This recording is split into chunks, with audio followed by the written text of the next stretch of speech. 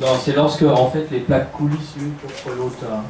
Il y a trois types de mouvements dans les plaques tectoniques. On a des mouvements de convergence, quand les plaques se rapprochent.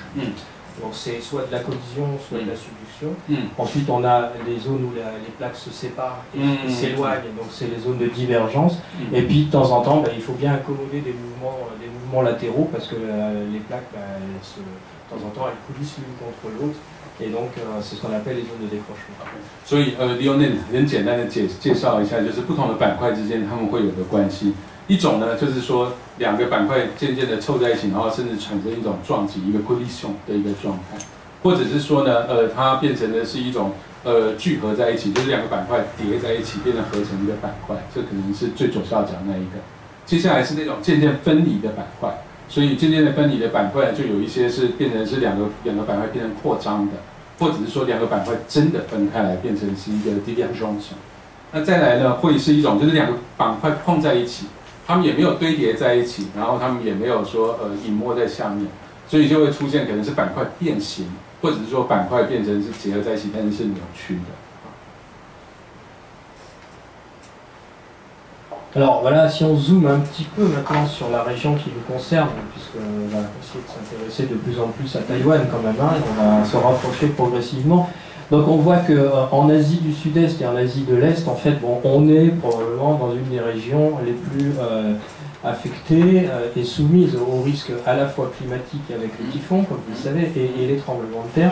Donc on a ici en bleu les zones où on a des typhons d'intensité qui peuvent atteindre l'intensité 5, donc sur l'échelle qui est classiquement utilisée, qui est l'échelle de Saffir-Simpson.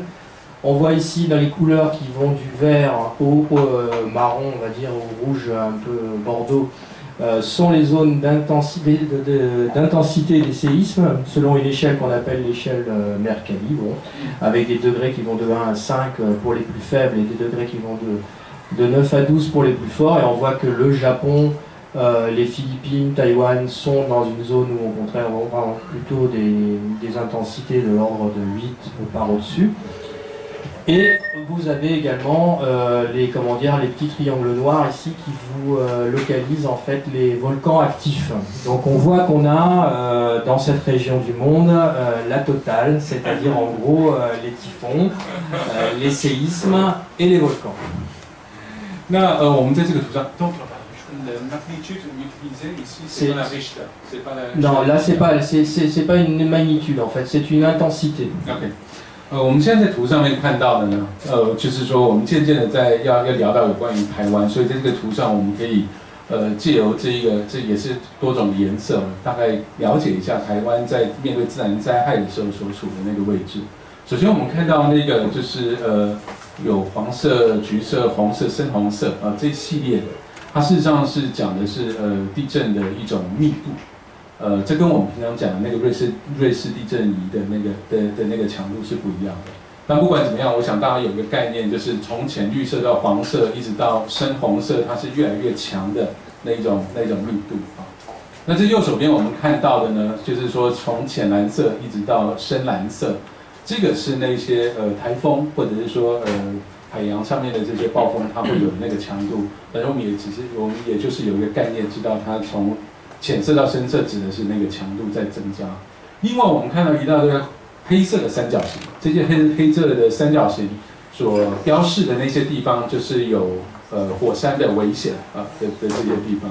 所以，如果我们从这个图上再看到台湾的位置，大家就知道，这个位置是蛮惊险的。 Et donc voilà, Taïwan est là, ici, au milieu de cette carte. Donc j'ai exprès Taïwan centré cette carte pour montrer ça. Et on est vraiment situé à un carrefour, on va dire, géodynamique. Géopolitique, ça vous le saviez, mais voilà, géodynamique en tout cas, c'est certain. 那如果他是刻意的把这个图呢，就是说就是调整一下位置，让台湾处在正中间啊。 所以，我们从这个图上，我们就可以很清楚的看得出来，就是说，台湾真的是处于整个地球的动能、地球的动态的一个核心的位置，一个中心的位置。Alors, donc ça, c'est pour ce qui concerne, on va dire, les paramètres physiques, naturelles, voilà, qu'on peut quantifier, qu'on peut déterminer, qu'on peut mesurer. Et puis il y a l'impact aussi, le fait, comment dire, il y a l'autre paramètre très important, c'est le développement humain et la densité de population. Donc vous voyez que dans cette région où on concentre l'essentiel des risques naturels liés à l'activité de la Terre, eh bien on a aussi les densités de population les plus importantes au monde. Puisque voilà, sur cette carte, on a la densité de la population humaine projetée en 2015, c'est-à-dire pour demain. On voit que clairement les régions les plus habitées et les plus densément peuplées se situent donc du Pakistan à la Corée, en passant par le Japon et Taïwan, bien évidemment, inclus dans le lot.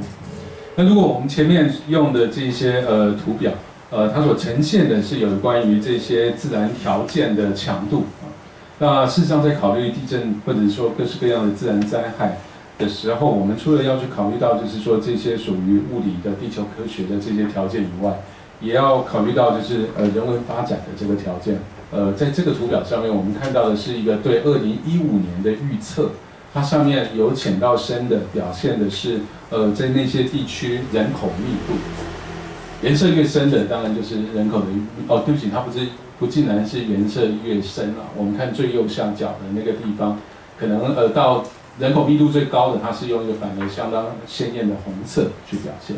我们可以看得到台湾所处的这个位置，左边从巴基斯坦，然后右边一直到韩国，那中间当然包含了台湾跟日本，都是处于可能我们可以预测的2015年的时候人口密度最高的地方。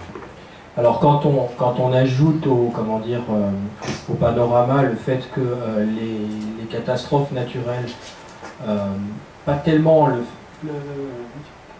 par rapport au développement des pays, on s'aperçoit qu'en fait les catastrophes naturelles généralement soulignent le sous-développement d'un pays qui est affecté par la catastrophe naturelle, et donc on voit bien qu'ici on a donc toutes les combinaisons de paramètres humains, développement naturel, pour faire que cette région du monde soit celle qui souffre finalement le plus en termes de bilan humain, économique, etc., des catastrophes naturelles. 在我们现在习惯的对于一些国家或者是说地区尤其是如果我们把全世界各国就是用一种经济的一种角度来考量，我们常常会去讲发展中开发或者是未开发国家等等。那如果我们借用这个说法，我们很不幸的发现，就是未开发国家也常常是当自然灾害在那些地方发生的时候，因为它在人命或者是说在经济上面所会带来的损失，常常也会更让人感觉到它是一个未开发的一个状态。这是比较不幸的，可以看到是就是我们现在圈起来的这个地区，不只是可能自然灾害的会是频繁，但是因为那个国家的开发程度，可能如果在这个地方发生自然灾害，自然之后可能会带来的人命的损失会是更大的。Bon, notre pigeon nous demande maintenant qu'est-ce qu'un séisme, donc on va essayer de voir un peu rapidement les différents types de mécanismes et les relations qu'il existe entre la fréquence des événements sismiques et leur magnitude. 那我们现在就是要进入这个主题，我们让一只受惊的鸽子来跟大家介绍到底什么是一个地震。那我们会从地震它的一个 mechanism 的一个机制。跟或者是说它的发生的频率以及它发生的强度之间的关联，从这两个角度来看。Alors on peut voir les choses de façon très simple pour expliquer ce que c'est qu'un tremblement de terre dans un premier temps. On a ici une région qui est affectée par une faille. Donc on la voit ici, cette faille. Et cette faille est active. Alors elle est active, mais si vous voulez, merci. Les plaques se déplacent les unes par rapport aux autres. Donc loin de la faille, les plaques ont un certain mouvement. Mais proche de la faille, les plaques ne bougent pas parce qu'il y a une cohésion mécanique qui font qu'il y a une résistance ici au niveau du plan de faille lui-même. Donc la faille est ce qu'on appelle bloquée. 那我们现在要解释什么是地震，我们要先从断层跟板块运动的角度来解释。我们看到最左边的那个图，它事实上这就是我们看到有一个断层，一个所谓活的断层。那事实上呢，当两个断层发生断层的地方是两个板块交接的地方，那因为它们两个板块交接在一起，所以当板块分别有运动的时候，在这个交接的地方反而是不动的因为它们是粘着在一起的。但是像他刚才所解释的，两个板块事实上是有着运动的状态的，而当中间不动，旁边动，会发生什么事呢？ Alors, les roches, enfin les roches qui constituent la croûte, souvent on pense que c'est des roches très dures, hein, c'est loin d'être élastique. Pourtant, les roches, quand on regarde à l'échelle des temps géologiques, de la centaine de milliers d'années, de plusieurs millions d'années, les roches ont une certaine caractéristique élastique. C'est-à-dire qu'on peut tirer dessus comme ça et elles vont se déformer. Mais à un moment donné, ça va casser. Quand on tire sur l'élastique, au bout d'un moment, il casse. Et là, la déformation est irréversible. C'est-à-dire qu'on ne peut plus revenir en arrière. Voilà, donc la déformation élastique, c'est elle qui a lieu en fait pendant la phase ici où on accumule sur le plan de faille cette énergie voilà, qui correspond en fait à la résistance mécanique des matériaux. 那我们地球有一个叫做地壳的东西，也就是说地球表面上面就是这一些相对的，我们是土壤固体的这个部分。这个部分我们的感觉上面，它应该是一个非常坚硬，然后就是说不会动的，但是事实上不是。这经过几百万年的这个地球的历史以后，地壳事实上是变成是一个有一定程度的弹性的一层地表。那当他刚才用橡皮筋做的那个示范，就是说虽然地壳有一定的弹性，但是当板块的运动，它的整个动的这个范围大到已经超出了它的弹性的时候，它就会造成一种不可逆转、不可收拾的一个破裂。Alors, selon la vitesse de la faille, cette phase d'accumulation ici va durer plus ou moins longtemps. 那事实上就是说，这些真正会产生的一个断层的这个地壳运动，事实上是时间长度有长有短，但是这个整个过程其实是受影响于就是这一个板块的运动它的强度。Alors les failles rapides, les briques de plaques par exemple, vont faire des séismes fréquents tous les 200 ans. Les failles les plus lentes feront des séismes tous les plusieurs milliers d'années. 那我们就会在科学家研究当中就会去提出来，有一些板块是所谓快的，速度比较快的板块，有一些板块是那种有一些断层，对不起，是属于速度比较快的断层，有一些断层是属于速度比较慢的断层。我们所谓的速度比较快的那些断层呢，它可能是每200年的时候就会发生一次地震，因为地壳的运动能量的累积，然后每200年它会产生一次地震，或者是我们所谓比较慢的那些断层，它可能是要数百万年它才会出现一次地震。Alors c'est cette alternance de moments longs de quelques centaines d'années à quelques milliers d'années d'accumulation et d'instants très brefs qui correspondent en fait à la rupture brutale ici sur le plan de faille. Et c'est lorsque l'on a cette rupture brutale ici sur le plan de faille qu'on va relâcher toute cette énergie mécanique qui s'est accumulée pendant les quelques centaines d'années qui ont précédé le tremblement de terre. 所以呢，在刚才对不起，我刚才可能犯了一个错误，不是数百万年，就是慢的那些断层可能是数千年。C'est plusieurs milliers d'années. Les failles rapides vont faire quelques 200 ans, peut-être un peu plus, un peu moins. Et les failles lentes, c'est plutôt des périodes de 1000 ans, 2000 ans, 3000 ans. 对不起，我刚才说错了，就是说所谓慢的这些断层，它发生的频率可能是以1000年为计，就是说可能是几千年这样。那所以刚才说到说这些所谓，比方说一个快的断层。或者是慢的断层，当它能量累积到了一个就是它没有办法再承受的时候，就会产生地震。那在地震的时候，它会同时间释放出来如果是一个快的断层，假设是200年发生一次，是这200年当中所累积的这些所地球能量，然后在那里顺着这个地方散发出来。Voilà. Donc le séisme, en fait, c'est ça. C'est la rupture du plan de faille, de l'énergie qui est brutalement libérée dans le système. Alors on parle donc voilà de ce qu'on appelle une faille, donc qui affecte ici la croûte terrestre. Un séisme qui a lieu ici, donc la zone qui rompt sur le plan de faille lors du séisme, on appelle ça l'hypocentre. Et quand on vous parle d'épicentre dans les médias, souvent, c'est pas normal. Non. Quand on vous parle d'épicentre, c'est-à-dire qu'en fait c'est la projection directement au-dessus, verticalement, en surface de ce que l'on appelle le foyer ou l'hypocentre.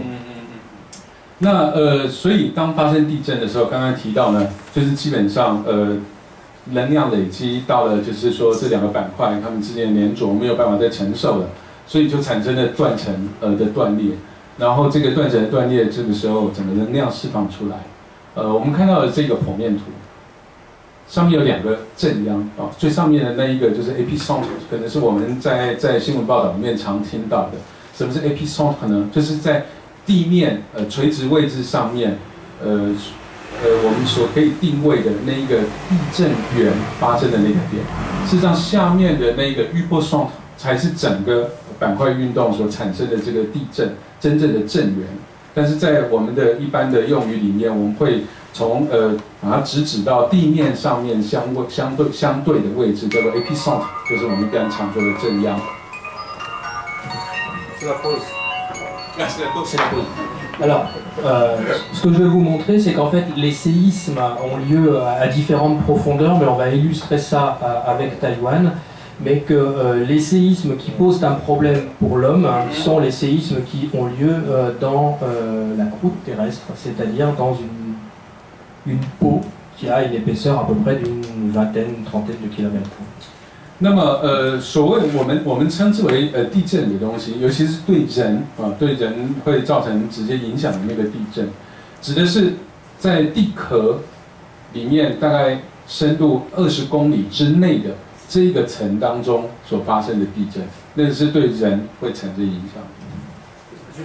Désolé, juste c'est en surface, et 20 km. L'épaisseur de 20 km, c'est 20 km de profondeur. De profondeur à partir du sol. 对，所以确定就是说，从我们这个所站的地面往下深20公里的深度，这个厚度的地壳所产生的地震是对我们会产生影响。En fait, le séisme, quand il libère son énergie, il libère des ondes à la manière de...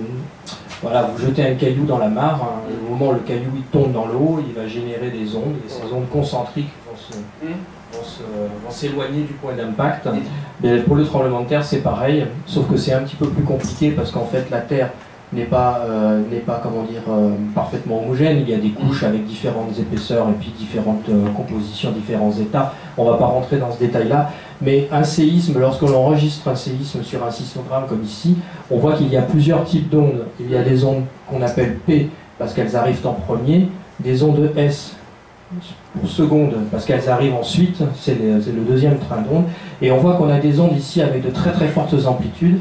Et ces ondes, ce qu'on appelle les ondes de surface, sont des ondes qui vont voyager directement depuis le foyer jusqu'à la surface et qui ensuite vont se propager en fait à l'interface entre la roche, la lithosphère et l'atmosphère. Et ce sont ces ondes de surface qui finalement vont être responsables des dégâts que l'on observe. 那么地震呢，当它发生的时候，它会产生非常多的震波。什么是震波呢？就是说，如果我们在一个平静的水面上面丢下去一个石头，石头掉落水面的时候，它就会开始产生一些涟漪，就是从中间往外扩大的一些的同心圆。地震它其实原理是这样，但是事实上它表现的方式会更加的复杂。为什么呢？因为地球事实上并不是由同质性的物质所组成的。所以，因为物质的不同，所以波的传动的方式或者是频率等等也会受到改变。但是这个太继续细节了，我们就不深入的谈。但是不管怎么样，就是说，当这个地震发生的时候，然后它是在对于我们的生活会影响的是，是那种从地壳的波动一直到大气层以下的这个整个空间战神的这个波动，所造成的影响。在我们正常情况下，我们所测量到的一个地震呢，我们会看到，就是从最左边第一波的波动到第二波的波动，可能常常那个是最大最强的。然后一直到后面的那些波动已经到了表层来的这些波动，它事实上是表层的那些波动，会对于我们就像我们右边看到的这个在 Kobe 日本的神户的那个地震所造成的那个影响，事实上是已经到了表层的波动所带来的影响。Alors ici c'est un graphe que j'ai emprunté au site internet de l'USGS aux États-Unis avant qu'ils ferment pendant le shutdown. J'ai eu de la chance parce que et on voit ici le nombre de tremblements de terre rapportés en fonction de leur intensité, de leur magnitude. On parlera peut-être un petit peu de magnitude tout à l'heure. Et on voit que dans le monde, on a tous les ans énormément de tremblements de terre de magnitude inférieure à 3. On en a des millions. Voilà, ça se situe à peu près sur cette échelle de là, sur ce type de nombre là. Et on voit que à mesure que l'on va monter vers les magnitudes les plus importantes, eh bien le nombre de tremblements de terre par an va diminuer de façon très importante, puisque on observe évidemment, heureusement, moins d'un séisme de magnitude supérieure à 8 par an. Enfin des séismes supérieurs à 9, pardon. Pour les séismes de magnitude 8, il y en a 2-3 par an. Dans le monde. 那我们现在看到的这个呢是美国的地震中心它的一个图表。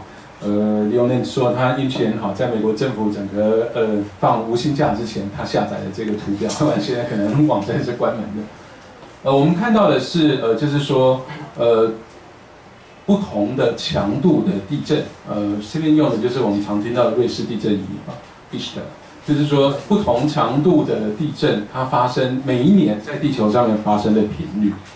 如果我们看到最底下的部分，就是强度2的地震，在地球上每一年发生可能超过100万次。我们看到中间的那个数字是100万。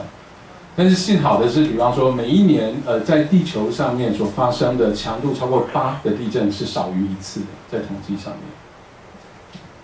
Alors sur cette figure que vous pouvez retrouver facilement sur internet, on était reporté en fait quelques équivalents pour se donner des ordres de grandeur.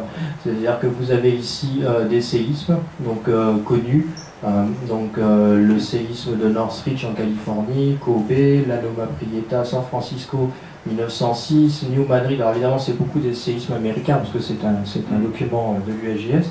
Et puis ici vous avez en équivalent énergie des événements naturels, c'est-à-dire enfin naturels ou pas d'ailleurs, parce que vous avez ici la bombe d'Oklahoma City, indiqué, mais bon comment dire je sais pas un mot en français,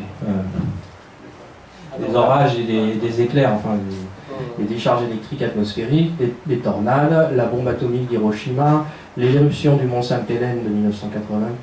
Le plus grand nucléaire test donc à l'époque de l'Union soviétique, l'éruption volcanique du Krakatoa, ça vous donne un petit peu des points de repère ou des ordres de grandeur.